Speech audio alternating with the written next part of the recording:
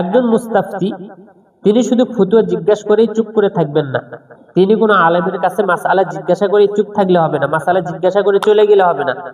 যে আইয়ান্তা বিহা, সে সজাগ থাকবে, মনোযোগ দিয়ে থাকবে, লিমা ইয়াকুলুহুল মুফতি, মুফতি কি তাকে বলতেছে, ফতোয়া জিজ্ঞাসা করছে মুফতি কি বলতেছে, এটা খুব ভালো করে শুনতে হবে।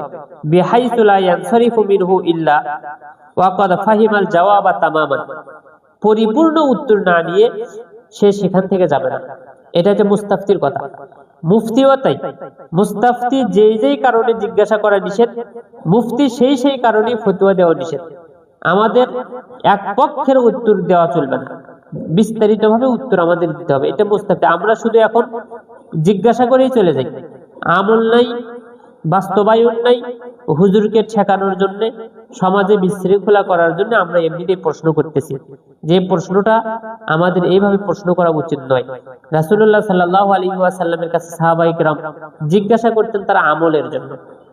এখন আমরা জিজ্ঞাসা করি এক হুজুরের কাছে আরেক হুজুরকে দাঁড় করানোর জন্য।